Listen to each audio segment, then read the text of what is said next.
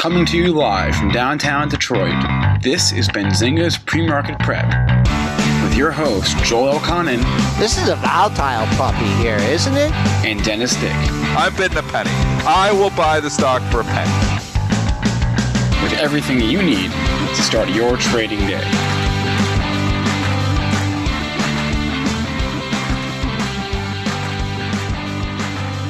Good morning, everybody. Welcome to this Tuesday edition of Benzinga's PreMarket Prep. Spencer Israel here with Joel Elconin and Dennis Dick. On today's show, it's deja vu from yesterday's show. Pretty much the same themes we discussed on Monday are relevant again this morning, from the strength in tech to the reversal of the overnight trade to just buy the dip in the face of political and national and economic turmoil. So that'll be the theme of our show. There is some individual news out there, but it is really going to be in terms of the themes, a repeat of yesterday's show. Our guest is Nick Chahine, author of Create Income with Option Spreads. He would join us at 8:35. In the meantime, I will throw it now to Joel Elconin, who will give us an update on the overnight trading session. Joel, unmute. Why can't your mic mute, man? Zoom is being weird. Okay, I don't know if it was me or you who did that, but you're on mute There's now. nothing ever wrong with Zoom, okay? Don't ever criticize Zoom again, okay? You're wrong on that. S&P futures trading up 13.25 handles. As Spencer said, we did have a buy the dip opportunity. Pre-market low 30.35. That was the area of a couple closes from last week, but certainly not a real standout support area. Pre-market high 30.75.5. That's our highest level here since mid or early February. Not much on the daily charts as far as resistance goes. It's wherever the profit takers that bought the markets overnight choose to sell. That's your resistance point. But 75.5 right now. Crude up 92 cents at 36.36. Definitely helping out this rally. We're getting into a big air pocket day when you had a high of 40.11 and a low of 34.46. So trading right near the highs of the session. No really identifiable resistance in crude. Gold up 290 at 1740.70. Silver taking a little breather here as it approaches $19, down 3.2 cents at 1879.5. And this buy everything market is including Bitcoin up $610. And we got it over 10,000 now, 10,260. That's where your Bitcoin futures are. Good morning, Triple D. And just from the pre-market show, I know you're pretty wound up here, so I'll let you take it away. I just wanted, we wanted to name the show today Instant Replay. And I don't know if you did name it that, but this is the identical day to yesterday, it seems like. So what's happened? We've had the violence has escalated. You've seen, obviously, all day yesterday and then overnight, even some police officers getting shot. Not good news, but the violence escalating. Market sells off initially overnight because worried about the violence escalating. And so I go to bed around 11 o'clock and the market's down 15 handles. And I wake up and we're up 15 handles. And again, same story. They just come in and they buy the dip no matter what. If you look what's trading higher, same kind of stocks as yesterday. The airlines flying high after having a good day yesterday. The banks flying high after having a good day yesterday. Tech lagging a little bit after lagging a little bit yesterday as well. And we're just doing the same thing over and over again. I mean, what's the definition of insanity? Doing the same thing again and again and expecting a different result. So if you're shorting the market, it's the same thing. You're getting punished. We just punish the shorts. I don't understand it. No, I don't know if, people are putting logic to it, but it's not trading on logic. It's just trading on, we've got the Fed behind us. We know that. So a free look to the upside. That's what money managers are saying. So we'll buy every dip because we know if the market dips significantly, the Fed will just print more money to print us the hell out of this. So the Fed can solve all problems and the market's going to continue higher because of that. So you can't be short. Like I said, I got a lot of cash. I have been adding stocks to the long-term portfolios on the dips because I have no choice. I mean, this market just continues to go higher. And I've added some higher beta names too to my portfolio. whether it's a good, maybe this is the top that I'm adding higher beta names to my portfolio, but a lot of these stock charts just look like it's, from a technical basis, consolidation to go higher. So it's tough to be bearish. So I've silenced the crowd. I mean, yeah, does that mean you're throwing in the towel on every I threw in the towel potential 2 weeks ago. I said we were going to all-time highs a week and a half ago. So I've thrown in the towel on the bearish thesis. As soon as we were trading like 295 on SPY, and I said to Joel, I made the bet, remember, 293, and I said I think we're going to 300, and we kind of hung out, and I said I think we're going to all-time highs. I still think we're going to all-time highs. It makes zero sense. And I'm going to have more cash because I don't know when this all comes crashing down and burns. But some of it, okay, so let's stop for a second. Some of it can make sense, though, because if you've got interest rates forever low or potentially negative interest rates, how do you value stocks in a negative interest rate environment? If I have cash sitting in my bank account, and I know in Europe you're faced with this situation right now. You have cash sitting in your bank account. You can be charged interest on that cash sitting in your bank account. So cash is now a liability. And if cash is a liability and you don't have any alternatives, I mean, even if interest rates, let's say they're 1%, let's just say we don't go negative and they just stay at 1%. Well, if your interest rates are 1%, you can pay a really high multiple for stocks. Even if you're paying, a P of 50 on a stock, it's still more attractive than sitting in your cash at 1%. So if you think the S&P is overvalued at 22 or 23 times earnings, and yes, we know it's hard to really get the E. We don't really know where we are with the virus and everything that's happening out there. But you safely say we're in the 20s, probably the low 20s on the S&P multiple. Well, when you compare that to cash, it's actually not that expensive, because if interest rates were 2 or 3%, or 3 or 4%. Well, then that makes, that seems a little bit expensive. But when interest rates are 1%, a PE multiple on the S&P of 23, 24 isn't that bad. So if we do come out of the woods from the COVID thing, that's maybe, what the market's saying. We're coming out of the woods. The stocks aren't overvalued. So they're not that expensive. This is maybe a morbid way to look at things, but if these protests go on for, I don't know, let's say a few more weeks, and the virus does not get worse, isn't that a good sign? Like, wouldn't that be like a really good takeaway? Sure. Yeah, I mean, like, that would be a really bad way to look at this, but it would. I bet you the market would have eat that up, right? Scott Gottlieb saying it well, and this is what I've been saying too. Just looking at it, you've got a couple weeks here. This isn't like all of a sudden, everybody is out there protesting and they're going to get sick tomorrow. There's an incubation period thing for this, so you've got a couple weeks where you're not going to see this thing just start blasting off right away. It'd be a slow, steady climb, and then if it really is spreading. But what's going to help is the warmer weather. So what he was saying this morning, I completely agree with it. You might see, because we're doing more stuff, we're reopening, there's some protests, maybe some more people getting sick from that, but the warmer weather is going to knock it back a little bit too. So maybe you won't see this huge climb. I think you're going to eventually see the second wave, but that might not come till September. Wow, if you don't see, escalate, the cases going up significantly here for the next couple of months, this market will be at all-time highs for sure. So I definitely don't want to be short this market. I mean, the riot thing is a wild card, but they're going to get that figured out. I don't think we're going to have riots here for months and months and months. This is a short-term problem for the markets. And the market is just completely shrugging it off. Whether it should be giving it zero or actually rallying in the face of it seems a little ridiculous. But I don't think you come and you sell stocks because, there's riots. I think, obviously the market isn't doing that because it's not that much of a long-term problem. It's a short-term problem. The COVID thing, I thought, was a bigger issue, and I still think it's a bigger issue, but I think you've got a window here. And that window is you've got summer coming, warmer months, people are going to be outside more. You're not going to see, I don't think you're going to see these cases just fly up here in July and August or even in June because the weather's going to help.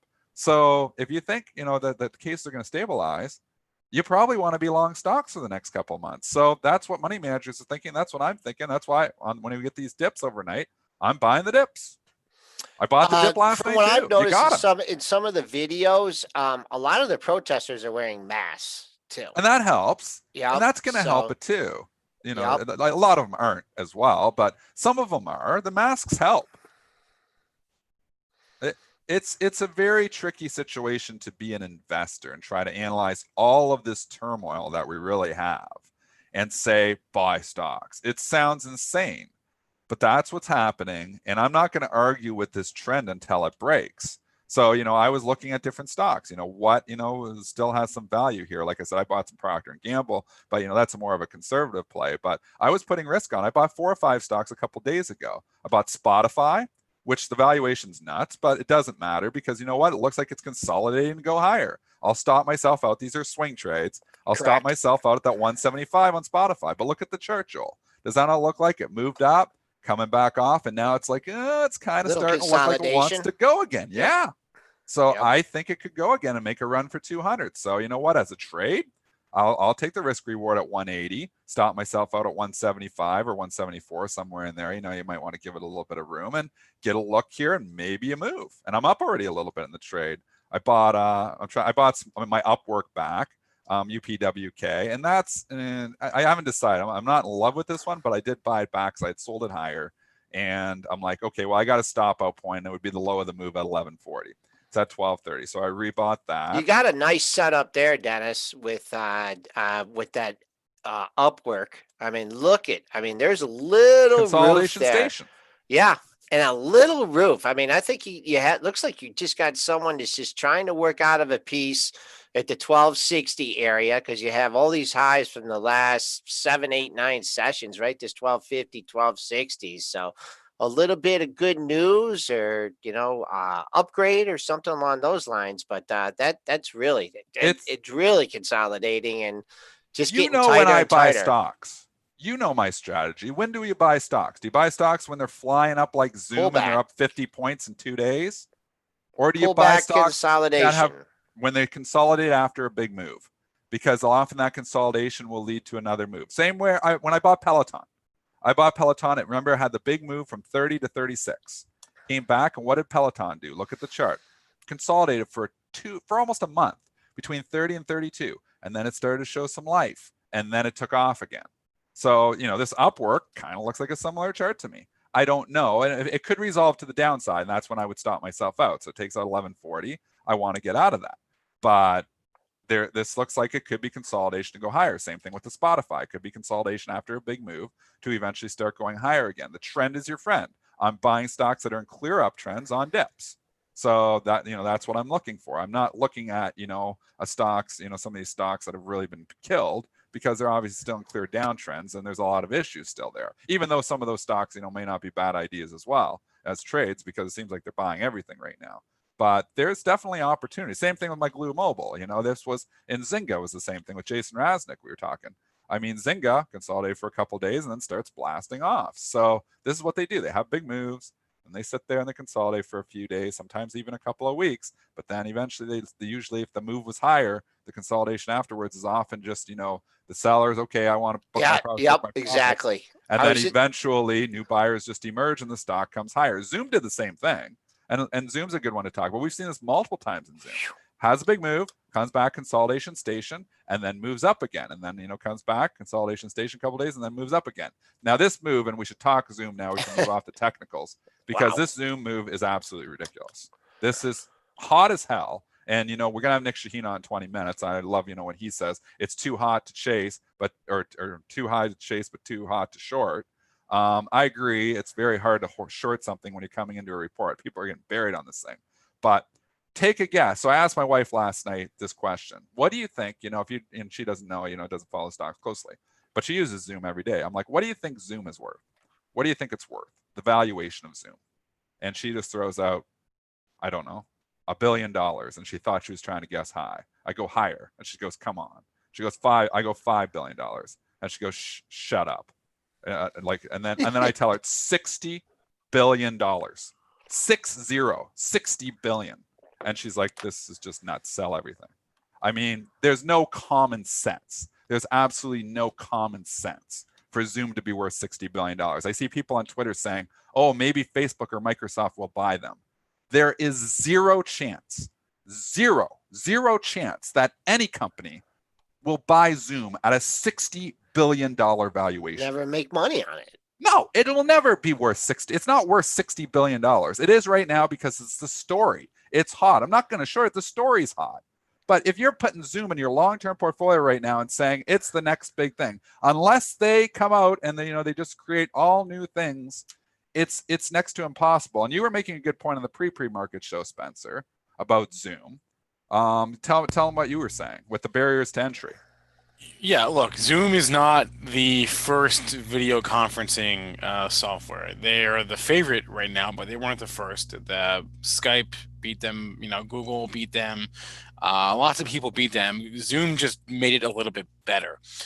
All it takes is for someone else to do it just a little bit better than Zoom. Like, all it takes is, I don't know, like, let's just make it up, like a holographic on your screen instead of a box, right? Or some sort of new feature. Yep. That's all it takes, is one new really cool feature, and everyone's gone. Everyone is off Zoom and onto that. I honestly think that the reason that most people, a lot of people, were using Zoom in the past few months is because they got it for work.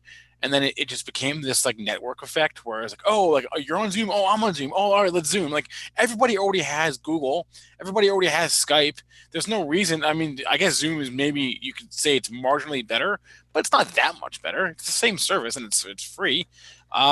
So I think it was just a combo of a network effect with the fact that people were home and they had it for work and they were using it to chat with their friends. It's a great service, but all it takes is for someone else to do it just a little bit better. And I can't see how Zoom could stay in favor forever, because it's eventually somebody else will come into the game. Zoom is the most recent entry, but Skype, how old is Skype? 15 years old? I mean, I don't know what Microsoft did with Skype. Oh, they screwed it right up. Yeah. And now they have Microsoft Teams. I think I was on that once. Teams is good. But remember Uvu? They had a 10-year lead. That. Yeah, Microsoft really dropped Dennis, the ball. You remember Uvu? Yeah, I used Uvu in college. That's what we did our first pre-market prep show on. Zoom is an awesome product. Yeah, it's good. It's very good. It's an awesome product. It's just not worth $60 billion. It's worth something. No. And you know what? Probably, if it was a reasonable valuation, if Zoom was trading at $2 or $3 billion right now, I would tell you it's a takeout candidate. When it's worth $60 billion, it's not a takeout candidate, folks. There's nobody buying Zoom. Nobody's coming. Microsoft isn't coming and buying Zoom, and obviously going to dilute the hell out of them, or use their cash, their stock, to come in and pay a ridiculous valuation for something. It's not worth it. You think about YouTube. YouTube got bought for $8 billion by Google back in the day. Think about YouTube and how much of a superior. What is YouTube worth if it was public? What would YouTube? If Zoom's worth $60 billion, what's YouTube worth? A couple hundred. A couple hundred for fun. If Zoom is worth $60 billion. So all I'm saying is ride the wave. I tried to buy Zoom last night. I was going to take it home overnight, but it ran up so much on the close, I couldn't bring myself to buy it. You know why? I'm like, it's probably going to continue to run ahead of the earnings. They're going to be talking about it all day tomorrow. It's going to get like on CNBC probably a dozen times. That's going to drive it higher. You got Kramer, pounding the table on Zoom because he jumps on everything that goes up. And this is going to be, and this is what it is. It's going to, go up probably today just because it's reporting tonight. What happens after tonight? Who knows? I mean, you have shorts scrambling for cover on something like that. What's the short interest? It's got to be some people who are. I don't know if using logic here. If it's out, or at least the site that I use didn't have it when I checked. Anybody know the short interest on Zoom? I'm sure it's not insignificant, but I only got 7%, so it's not very high, if that's right. In any regard, I'm just warning people because we see this happen again and again. People will buy the longest thing. And then what'll happen is they'll buy to 210, think it's going to 300. And then it goes down to 190 and they're like, I can't sell at a loss. And then it goes, 180, 170. And then it goes 6 months later and it's 150. And a year later, it's 100. And then you all of a sudden are stuck in something that you had no intentions on being stuck in. Don't let the trade turn into investment. Zoom is a hot potato right now. It is hot as hell. And it could keep going. It could go to 300. It can go anywhere. If it's worth 60 billion, it could be worth 90 billion. It could go there. It's possible to do that. That's why I'm not shorting the stock. But I will tell you, from my experience, I believe in 2 years, Zoom is a lot lower, like under $100 in 2 years.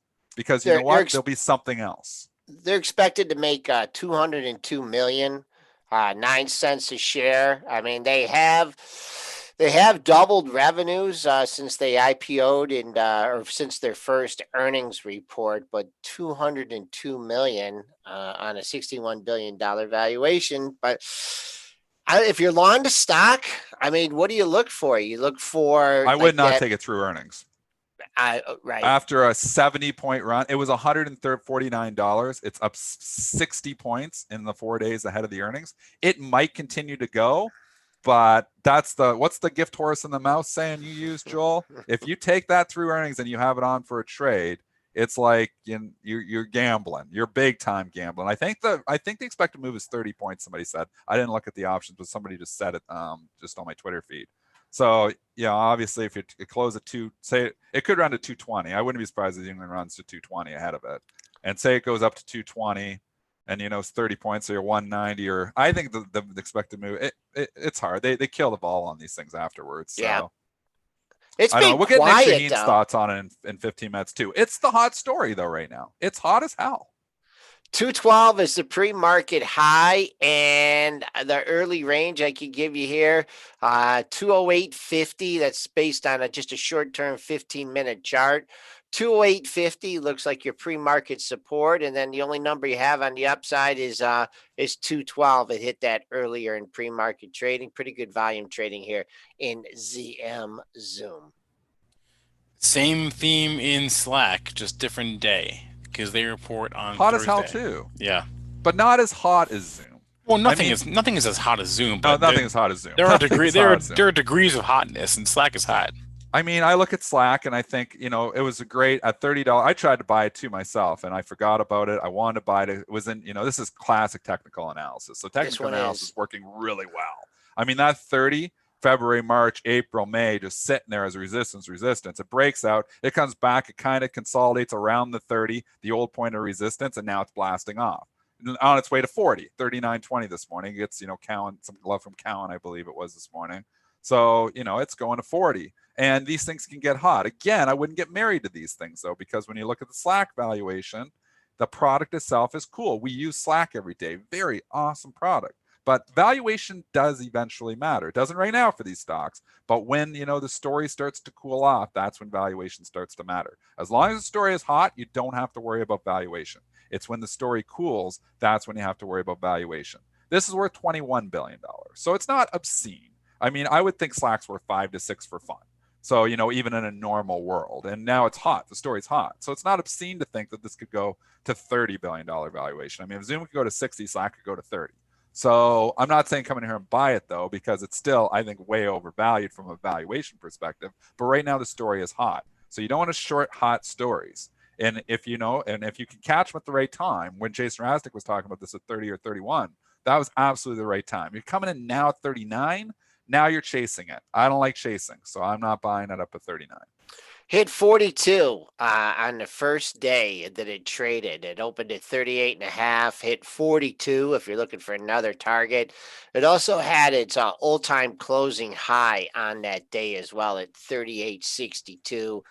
Trading about $1 above it right now. Not sure what the short interest in on this one, but just bid. It must be bid here right near the pre-market highs, because I see 39.36 is where it's currently trading, and 39.40 is your pre-market high. So 40, just a psychological number. And then if you feel like you want to get out at the all-time high ahead of the report, 42, that was made on the very, very first day of trading in Slack. So, and we can just keep going through the chats, talking to all these stocks that are buzzing. DocuSign, DraftKings. Let's talk DraftKings. This thing's in parabolic mode now. This is going to end ugly here eventually. So if you're in this thing now, I think eventually, when does DraftKings report? Do we have like a run? Is it running up for some reason? Like it's just so hot. So hot. There's no reason, but August 8th. Yeah. That's no. They just reported for the last quarter. So if May 15th. Hot as hell. I mean, stocks would go to 44 off and go to 50. I wouldn't surprise me. Again, if you're coming in buying now, this is the definition of chasing. So we're in consolidation station. Back when it was around 30, that was the time to strike. You're buying the stocks that have run 14. As you're talking about a stock that is up 50% in 5 trading sessions. That's chasing. I can't do it. Again, same story. Too high for me to chase it, too hot to short. Can't short it. So just because I don't know where the party stops, but it will eventually come down and have a significant pullback. Just like Peloton, everybody thought when it went to 45, it had to go to 50. Well, it's slowed right down. But Peloton's interesting now because it's consolidated, had a great candle yesterday, and now it's starting to show some life again. But Peloton's a play on kind of almost anti-market, like with the lockdown. Peloton's story could cool off just if we do actually, the reopening goes well. So this is, a wild card there. But DraftKings actually wants to reopen. It wants the sports back. It's crazy that this stock is dependent on sports with no sports really out there, and it's still going straight up. So this story could stay hot for a while. But again, I'd want to pull back, before I jumped into it. I would want to see some type of pullback where you get into some consolidation, and now I can control the risk. You buy this thing at 44, it could go to 36 on you. It's still in the uptrend. So you'd be down 20%, yet it still hasn't even violated trend. So when you get a stock this far off a trend, how do you control the risk? You don't want to be selling it until it breaks trend. So you take your Jeff Mackey purple crayon, the trend's probably around $32. It's still in an uptrend, even if it pulled back to 32. So how do you control the risk? That's why I don't like to chase, because I have no way to control that risk. I want to buy stocks that are hot, buy stocks that are in uptrends, but I want to buy them when they're consolidating, not when they've blasted off for 5 days in a row. Hey, if this is chasing, then all I can say is pass me a shot and let's go. Are you in? No. This is the stuff, though. This goes. GAN. Jason Rasnick was chasing a lot of these good ones. They've been moving. The new IPOs are all hot. That thing's just moving here too, and it's up every single day. You buy, it's like clockwork. It's up every day. Eventually, they pull back, but right now all these stocks are hot, so it's tough to just come in and chase these things now. Again, we needed to be buying a week ago when a lot of these stocks were in consolidation station. Now that they've blasted off, I think the trade setup isn't as favorable. George Gotch made a good comment, something like DraftKings. When do you slip in that secondary? That offering and taking advantage of the runoff. I mean, they just did a reverse merger. I know. I guess they could. I guess they could do it, but do they need it? No. Yeah. I don't know. But we saw it in a funny thing. You see companies like DGLY. It's funny, they have the huge move yesterday. What do they do right away? Secondary, we got a higher stock price. Let's raise some cash because we're burning cash. DGLY offered 3.09 million shares at $1.65. DGLY would have been up more today because of the riot escalation. CAXN and all the gun plays are all trading higher. And maybe we could move over there and talk about those. I mean, we missed the gun plays. We were talking, AAXN. We were talking quite a few of the riot plays there yesterday. We didn't talk about the gun makers, and the gun makers really blasted off. RGR is up again this morning. SWBI, which is it used to be AOBC, but Smith & Wesson is up another buck here this morning. So they're moving higher. I feel like this is probably the rally to sell in those things, though, like for these things now. You get the 2-day move. Eventually, they get the violence under control. It's been a big move for these stocks here. I'd be locking in profits if I was long these things. Yeah, AAXN, that's also trading up here at a new all-time high, made an all-time high company yesterday, and 93.70. So right there's a good target. Big gap and go yesterday. Even buying that open didn't give you really a lot of heat yesterday. Opened up a little over $1, but trading above $92, 89.75. You can use that. That was the close. That was the all-time closing high from yesterday, and huge volume in that one too. So the buyers maybe just be getting started in AX. I always mess this symbol up. AAXN. Too many A's.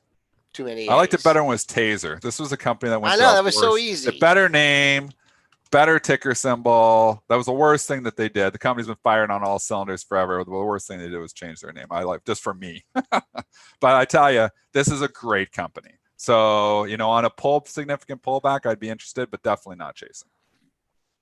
That's the tough part with the market right now. You've got to chase so many stocks. So you're like, you got to look. And that's why when I was looking through the charts and, and I bought a stock like Spotify, I bought it because it hadn't, it's kind of consolidated for a few days. So I can now control the risk to a certain extent. I'm not chasing it. I've gotten out, which is, they're low from a few days ago. So, that's how I do my swing trading. As I look, for stocks that are in uptrends, they pull back, maybe not quite the trend line, but they start to consolidate at a period where, okay, now I have a low that I can stop myself out on. And that's how I do it. That's how I control the risk. It does feel like every day on this show we've given Jason Raznick props because all his stocks are doing amazing. But also the other side of that is like every stock is up. So everything's up. Everything's up. His stocks are up too, but his are up more. Jason, but also everything is up.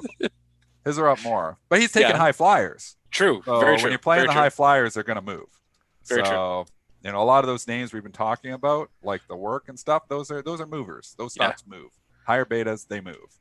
So eventually you got to lock in some profits on some of these. That's all I'm saying. Yeah, actually, that was my next thought. Is there anything that you would chase here?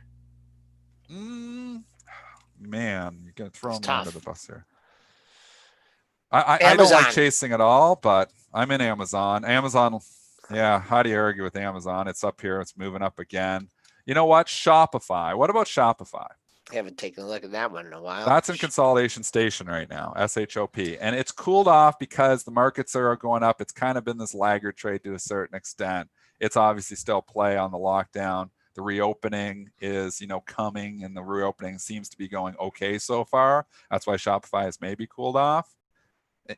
If I bought it here at 760, I do want to own Shopify. The valuation obviously doesn't make sense at all on this one either, but still, when you look at Shopify, here's a comment.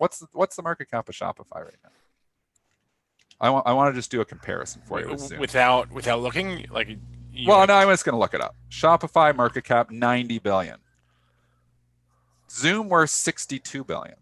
I will take Shopify at 90 billion all day long over Zoom. Yeah. All day long. Shopify is a game changer for e-commerce. It is just a fabulous company. Eventually, it is going to take on Amazon. Shopify is an awesome company. Zoom is an awesome company too. But Shopify has got so many other things going for it. Obviously, completely different companies. But Shopify, just a huge. So if you're looking, and obviously, all of these companies have had runs, and I think the Shopify valuation at 90 billion is high. I would, when I bought it originally, the market cap was 30 billion on Shopify. It's tripled. So, obviously I went to 60 billion. I thought it got too much, or 65. Well, I guess it wasn't that. I sold some. So it was like 80 billion. I just thought it had got ahead of itself. It kind of did, but then it's just continued to get ahead of itself. So I'm just looking, if you're looking, sometimes look at the market caps. Don't look at the price. Look at the market caps. But I tell you, Shopify at only 1.5 times the market cap of Zoom. I'd like the Shopify long versus Zoom trade long term, but Zoom short. But again, you can't short these things because you could just continue to go. The story is so hot on Zoom. I don't want to short it. But if I could just, at this period in time, maybe use options to protect yourself, which might be a good segue to bring Nick in. But I think you look at Shopify and Zoom, I think Shopify is worth a hell of a lot more than 1.5 times Zoom. Just my thoughts. Yeah, Shopify does support an entire industry, more or less. Everybody's going online. Yeah. This is the business that brings you online. Brings small business online. And so many other things. Yeah. All right, let's bring Nick on. Nick Chahine is the author of Create Income with Option Spreads. Joins us every other Tuesday. Nick, I heard you last week on our options boot camp. Yeah. Nice job. Thank you. That was a good opportunity. You had a good show going. All right, let's talk about Shopify here. Actually, yeah. All right, let's start at Shopify. No, we can talk. I could pick it up. I totally agree with Dennis and you guys that I would pick Shopify over Zoom just from valuation. So I'm a guy that doesn't believe that cheap is good. In fact, these are growth companies, and they shouldn't be cheap. They should be expensive. For sure. So let's compare them together. So Dennis said because of the market cap thing. I'm going to give you another reason. Shopify is twice as cheap as Zoom is. If you think about it, the price to sales is really what matters for growth companies because you're buying the upside potential. Well, for Shopify, it is somewhere in the 40s. Last time I checked, you can correct me on that one, plus or minus 5. And at Zoom, it's almost 75. So in essence, if somebody has a business and you say, I'm going to pay you 75 years worth of your income today to buy your company, that is lunacy. You know what it is for Amazon? It's 4. Not 40, 4. And Yeah. Amazon grows 30% a year. So it's not like it doesn't grow. I'm comparing apples to apples. Yeah. But Zoom is insanity. I took a put spread for the lottery ticket on the earnings because I think the expectations are ginormous and I just don't see it. I mean, even if they blow away that expectation, the thing's up 40% in 4 days ahead of it. Yeah, but it just doesn't make sense. So here's the thing. Okay, I buy the fact that they have now 150, 200 more, 300 more million users. Sure. Like if they went from 50 to 350, how many of these are paid? And how much did it cost them to sustain this extra usage? So I'm not sure. I really am not sure. I'm not saying it didn't happen. I'm just saying I'm not sure. And I don't think the market is sure either. So I just took $1.50 put spread in the next 3 weeks. Set up the trade for us because it's nothing. It's just buy a $10 put spread at what was it, 160 yesterday? Well, how far did you go out? Just through the 3 weeks. 3 weeks. It was like $1.50 or $1. I can't remember the numbers exactly. I don't have them in front of me. I have so many windows open. I don't want to go there. Yeah. But the idea is to spend a little bit to make a lot of it. And $10 wides for a dip seems to be the easiest way to do it. You could do cheaper with $5 wide spreads, but if I'm going for a lottery ticket, I want to spend $1 or $2 even to make 8, the opportunity to make 8. And I'm either right or wrong. It's not a trade. It's an actual lottery ticket with better odds than real lotto. So tell us, let's move away from Zoom. What's on your what else are you watching here, Nick? Because we've had a lot going on in the political world here. We've had a lot of riots. We've had a lot of obviously uncertainty in the overall macro picture. Yet the market continues to go up in this period of uncertainty. I'm looking at the technicals. The technicals look pretty good here still, despite what's happening in the world. So there is maximum risk. We've never had this much risk ever before. Never, in my opinion. We've had we have zero fear. Absolutely no concerns. Yep. And have we ever had a sustained VIX this high for this long? I don't track these. Maybe Bespoke, you guys can ask them. I don't think we've ever had the VIX this high this long. And this is bizarre. And people are just buying everything in sight. And the riskier, the better. So there's complete reckless behavior. And technically, we could go to 3,400 plus. I made that argument about 100 points behind. Yeah. But we should get back to 2,700 and change to make it right, at least. And I am very afraid, fundamentally, I am not shorting short term. We are shorting long term by picking on puts. Like yesterday, I said I'm going short the small caps, but not now, out in time. And how do you do that? You just buy put spreads and you sell short term put spreads against them to be bullish. So short term bullish, long term concern. That's the way to trade it for now. This is gently shorting this lunacy that's going on right now. So I don't want to pick a fight right now, but with the technicals, because the upside, I can measure the moves. But I am concerned over the long term that what would be the catalyst, Nick, to take us to 2,700? We don't need much. We have so much froth. It takes one blip, and can unwind real fast. Do you remember the year where we had ash in the sky? You remember we had a volcano breakout somewhere in Iceland or something, and then even the planes were grounded. Yeah, like 10 years ago or 12 something years like ago. that. We had like 1,000 cuts that just hurt us left and right. We have 1,000 cuts right now, and nobody's stopping any bleeding. We're just walking right through it. Drugs or something. And we're on the Fed drugs. and the medicine will wear off, and then we will figure it out that we have 30 million freaking people out of work. Maybe more. I don't know.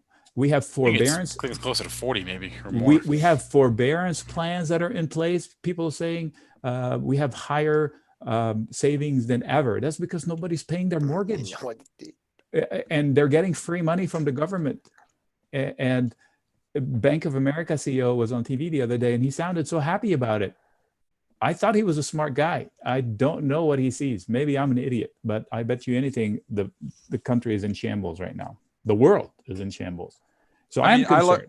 I agree with everything you're saying. I've been saying it too, but the market just keeps going up in my face. And I'm like, well, you know what? I'm going to be long some of these stocks. I'm going to stop myself out. I've got stop out points. Yeah. So I'm going to ride the wave.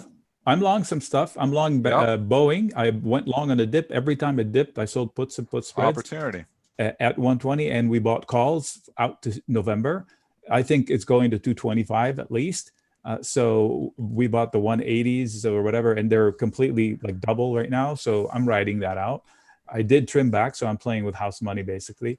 Went long Verizon on the day. It flash closed high, and I missed closing it. It was like a double in minutes, but I didn't see it. It happened so fast. That was on the Friday close with the run up. Yeah. Yes. I was like, what just happened here? That was a buy imbalance. It was just it was like millions to buy on the close. Yeah, it was insane. So it happened so fast, and I was in the chat room. I missed it. There was a rebalance too, so maybe it was part of the rebalance as well. But it was Verizon and Abbott Labs. They just couldn't stop buying it at the last 5 minutes. The problem is I'm making a lot of good calls, but some of these are unfolding overnight. Like shorting that, I knew that the IWM had a fall coming. It happened all overnight. Like, dang, nabbit. So, and here we are up. But the thing to note, for example, is the buying, how they're tag teaming bulls. So they're not willing to sell. They're selling something to buy something, rotation. So overnight, look at the ES versus the high of the yesterday, way higher than the RTY, which is the small caps. So this is a discrepancy I'm watching today. And I want to see how the Momos get bid or not bid, AMD and such, Shopify and such. So this tells you the risk appetite, the real risk appetite. So yesterday we had everything close green. If you look at the scoreboard, the VIX was up big, the markets were up big. No losers. It's like a poker game where nobody's losing money. That's impossible. Everybody wins. Yeah, when exactly. You got the Fed, everybody wins. Yeah. Somebody's going to lose somewhere, and it's going to be hospital visits. Our grandkids. It's going to be our grandkids that lose. This is our revenge for the millennials. You're welcome. Yeah, big time. Gee, thanks. Yeah, you're welcome. Oh yeah, Spencer's a millennial. Sorry, Spencer.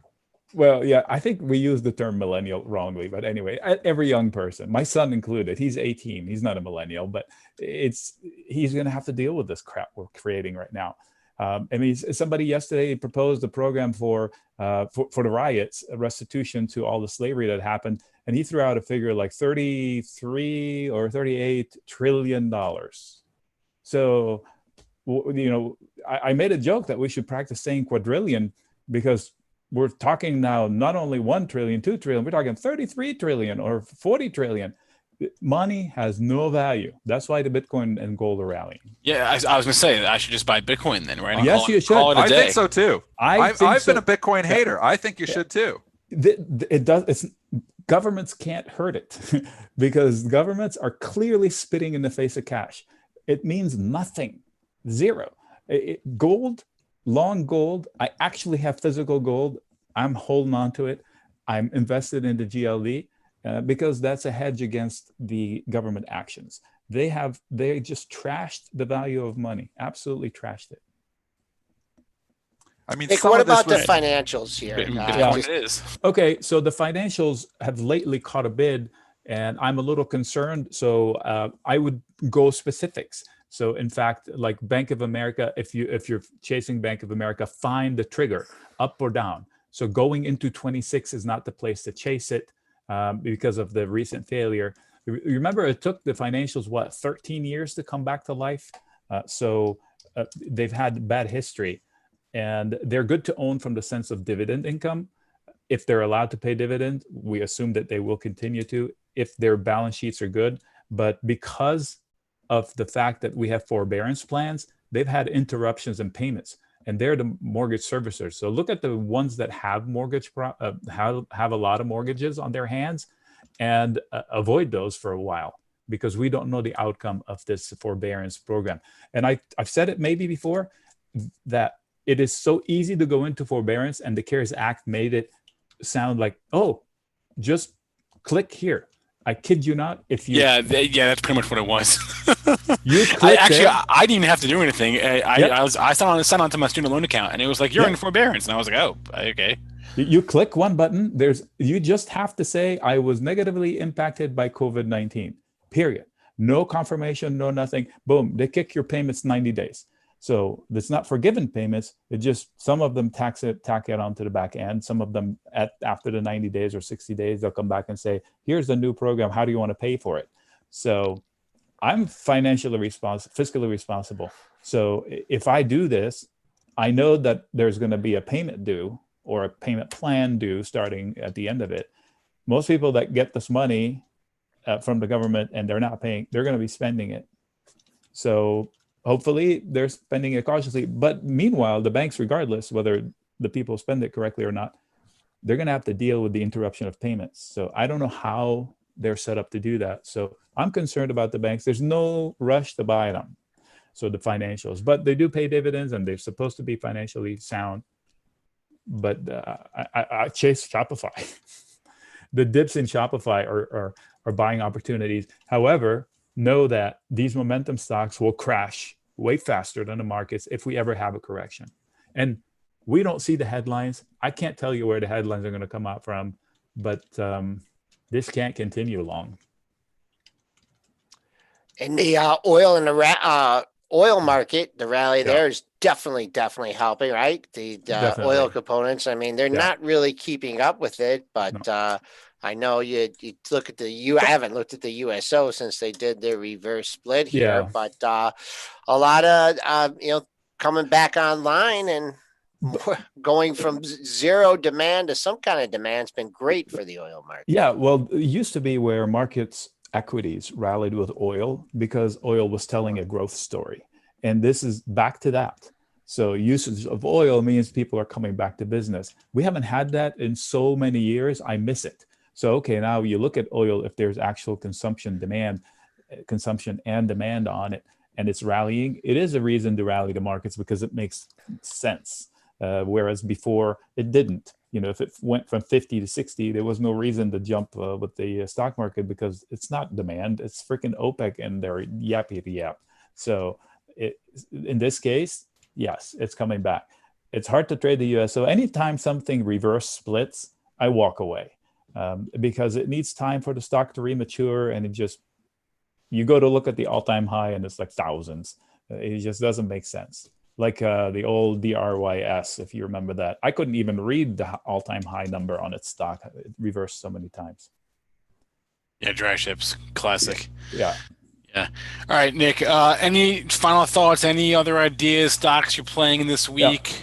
Stocks you're buying, I assume you're not selling anything. So. I am short long-term. By long-term, I mean into the end of the year. Because the White House has all the incentives to keep the money rolling into the elections, but this cannot go on. We are broken. There's no doubt about it. Economist or not, you look at things around you and ask your neighbors and your friends, and you'll find out that they're either unemployed or they don't want to go back to work. And this is a god dang problem, people. I've never been this bearish in my life, because this is an insanely bad setup for the world. I hate to leave it on a bad note. Meanwhile, you're supposed to talk me into my stocks. No, listen, if you're not buying puts to protect yourself into the end of the year, you're driving 120 miles an hour down the freeway and little streets and avoiding potholes, and you don't have insurance on your car and your life. That's insanity. You cannot have 100,000, 50,000 risk in the markets with no protection at these highs with this setup. It is reckless. If you don't believe that, then you reckless. I like that. Racer Nick with the roadster analogy. I love it. So every race car driver has a 5-point harness on. Okay. They don't drive with seatbelts. They drive with 5-point harness. They know their lives and they're in danger. Our stocks are in danger at these levels. I should protect myself. You don't have to short the market, at least protect yourself. And it's easy. Just a simple put spreads in the SPY will do most people good.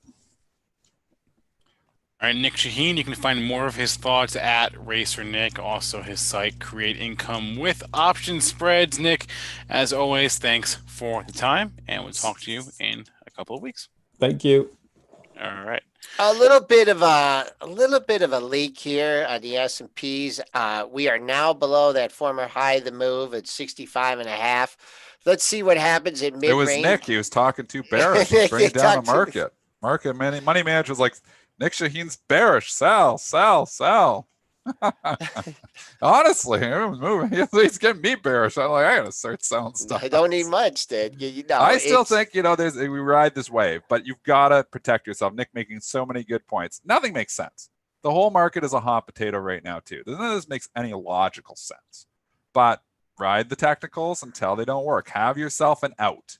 Whenever you put on a trade, think about, where is my contingency plan? Nick's nice when he's got the options, because he knows his risk. But as stocks, if you're just flat out, and I'm an equities guy, if you're buying stocks, you need to know, okay, if it gets to this point, I'm going to eat the loss and move on. Because if you don't, that's how you end up with big losers on your hands. You can put on any trade as long as you know where your out is. And that's the situation that we're in. That's why it's so hard to buy a Zoom at 211 here this morning, because where the hell's my out? The thing's in an uptrend if it's back at 165. Yeah, it's hot as hell. It's a good story. But, from a logical perspective, I can't just say, I'm going to, if it goes down, I know eventually it's come back up because Zoom's easily worth $60 billion. It's not. It's not worth $60 billion. It's going to end ugly. But we just don't know where or when. The market says it is. Like Tilray. It's Tilray. Remember Tilray? What did Tilray get to on a valuation? Come on. $300 Tilray went from 150 to 300 to 150 in one day. It went to $300 though, and people are like, "Oh, pot stock's going to be the biggest growth industry ever, and everybody's going to smoke pot, and everybody's going to use medical marijuana to solve every one of their problems." Pot, the cause and solution to all of life's problems. That's what they thought back in 2018. That's quoted from Homer Simpson, but he used alcohol. But $300, I mean, it was insane. It was insane, and that got silly. But the valuation of Tilray back then was like $20 or $30 billion. It's $10 now. So eventually these stories cool off, and valuation does matter. Story cools off, valuation matters. Valuation doesn't make any sense. Stock tanks. Story is hot right now in Zoom. Could continue. We could see this at $300. It could happen. Not saying it can't, but don't put in your long-term portfolio and think you're making money on this 5 years from now, because I think you lose. Trading investing in Zoom at these prices is nuts. Zoom is getting tight here. I mean, if you consider the volatility that this has had over the last couple sessions, over the last half hour, or since 8:45, not quite this last half hour. I mean, this thing is 210.50 to 212. So get ready. Above 212, all bets are off on the short side. And even this, watch this consolidation here, and it's pretty good volume squaring off and a really almost a buck range. So bulls and bears are squaring up here for Zoom. Hard to pick a target. I mean, on this thing, it's already up $7, but I like those levels. Below 210.5, I think you definitely give some back. And 212, well, the sky is the limit, I guess, on this one ahead of the report. Like look at, and it's not just Zoom. Look at Zscaler. Look at these cloud names, and props to Kramer, that COVID index. He must be just killing it on that. These things have been incredible moves. But if you're buying Zscaler now, we're talking symbol Zebra, Simon. I mean, this thing reported earnings. I believe that was an earnings move, but Friday, it's just a gap and go. And it's wide open. I mean, it's making all-time highs. It goes up every day. We saw Twilio, go crazy the same way too. We're seeing CrowdStrike start to take off. Same way, same thing. I mean, these stocks are hot as hell. Again, though, you got to know what you're buying. And, I haven't done the fundamental analysis on Zscaler. And like I said, fundamentals don't matter right now because the story is hot. So you can trade these things. But you've got to be careful. If you're coming in buying Zscaler now, the thing was $78 3 days ago. It's 110. You're asking to get caught in something. So that's what it is. When you're chasing stocks, sometimes it works. Sometimes they go higher. You buy high, you sell higher. Sometimes works really well. But don't get stuck. Don't get caught. This one's this might be getting a little tired. You had that close yesterday at 109.98, but it's up only 2 pennies here. So that was an all-time closing high by $11 margin, up since Thursday, 75.80. So I think important for this to hold 110 today. If you're trying to pick a top in this one, you can get something off at 110. Give yourself above that high from yesterday at 112.73. Very hard to find support on this on the daily basis. Is yesterday's low. What I like to keep an eye on the daily highs, lows, and closes. Yesterday's low is way down at 96.50. Again, I see yes to Mike saying the market left me behind because I was looking at fundamentals. I am not telling you to look at fundamentals on how to trade. I'm telling you to look at fundamentals on how to invest. You need to understand what you're investing in. Spotify, there's no way I would invest in Spotify, but I'm long it right now. Why? Because the story is hot. It can get hotter. It's in consolidation. It's in a nice spot where I think, this thing could take off. I could be wrong, and then I'll get the hell out. But trading and investing are two completely different things. You can put any trade on. Don't even look at valuation right now when you're putting trades on. Trading and valuation do not go together. Trading goes with technicals, momentum, stories, headlines. Earnings reports can move stocks, but this is, that is what trading is all about. Investing is like looking at a company and saying, I think this company could really grow into something here, and I don't mind paying this valuation for the company because it's justified. That's why I'm a big GARP fan. I've talked about that. So separate it. So don't listen to me and then avoid a stock trade because the valuation is too high. That's not what I'm talking about here. I'm talking about trading. It doesn't matter. I'm talking about investing because we have so many newer listeners now. It's been going up. People are, becoming traders, and they just want to jump in what's hot. I've been trading 20 years, so I've got a lot of experience doing this stuff. I make somewhere, like how many trades, like I've got overnight position. I made, and I've sold some. I made 50, I traded 50 different stocks, 70 different stocks, yesterday. So, I make a lot of trades, like millions of physical trades I've made. And I will tell you, from my trading perspective, I'm not looking, I'm analyzing the balance sheet and then making a trade on it. Trading is completely different. I do almost zero fundamental analysis with my trading. But as on this show, I'm not just speaking to traders, I'm speaking to investors as well. And you have to separate it. So you go with, what's hot. I'm always buying what's hot when I'm trading, and I'm shorting what's weak when I'm trading. I don't invest that way. A lot of times as an investment, I will buy, a stock if I think it's undervalued and a good company and forget about it. And, like Procter & Gamble, when I was, I put that in for an investment. But you got to know what you're coming into, and you have to be able to separate it. Because if you're just looking, at fundamentals on what to trade, you're not going to make any money trading. So the market will leave you behind. So it's a good point. If you're looking at fundamentals on what to buy, you're probably going to get left behind. But you can look to what the story is going to be, and that's a different story. So, but I shouldn't say fundamentals. Valuation is what I'm talking about. If you're looking at valuation on what to trade, that's not the recipe for success. Look for where the story can go. Jason Raznick is thinking, okay, well, where is this going to get hot? Here, we're in a lockdown. People might want to, look at Peloton, and he's talking about it back at 30. So he's using, the information that is out there to see where the story is going to go, to try to get ahead of the story. And that's, how you make money trading, is getting ahead of the story, not getting ahead of the valuation. All right, we got about 2 minutes left here. Is there any earnings reports that we still want to cover? I do want to cover Salesforce real fast, just because it came up in the chat like a half hour ago, and I said I would get to it. Sure. I just want to give some thoughts on CRM. It's consolidating. It had a dip, and I bought the dip on this off the earnings, and obviously I sold it that night because it came right back, or it came back, $3 or $4. But it's in consolidation. I would say it doesn't probably get that interesting until it gets above 185. Again, this is like the big darling of, you're not going to get a Z-scaler move in Salesforce.com. It's a lot bigger company. If we look at market caps, and, I don't have them in front of me, but I can grab it quickly. You got a Z-scaler. You have it in front of you? No, but it's big. Z-scaler, market cap, and that's what you have to look at, 14 billion. CRM, market caps don't go up like that because they can't. 158 billion. So you're talking about a company that's 15 times the size of Zscaler. So you're buying CRM saying eventually it's going to get a move like Zscaler. It's not. It's just too big of a company.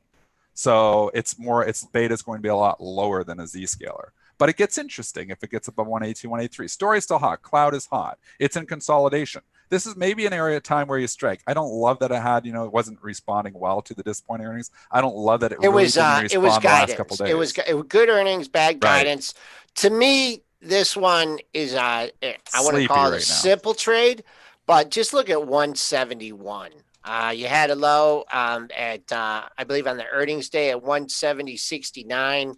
Then back on the 27th, you had a low at 171.37. So to me, two lows in the same area. You're holding it above it. You look at a swing trade here. That's your exit point. As far as looking for a rebound, man, it's having trouble. It's really having the major resistance is up at 182, 183, but it's really having a hard time getting back up there. So I would just look at the high from yesterday as a short-term target, 177.52. Above that, old-time close. No, not old-time closing high, but your high, I believe it was the day before earnings, was 180, 110. So there's another target for you. All right. As far as upcoming catalysts, I'm watching the REIT. The National Association of REIT conference is going on today through Thursday. Costco expected to report May sales tomorrow morning. Keep that on your radar, and don't forget that the Vegas casinos are going to open their doors on Thursday. So and we've had a run in those casino stocks. We haven't. I was feeling like we run. They're opening up in a couple days. When do they open? Thursday is when they're allowed to open their doors. Okay, so Thursday they're allowed to open their stores. This is the story. So, and it's so, ridiculously simple sometimes. But, you know what? You think about it.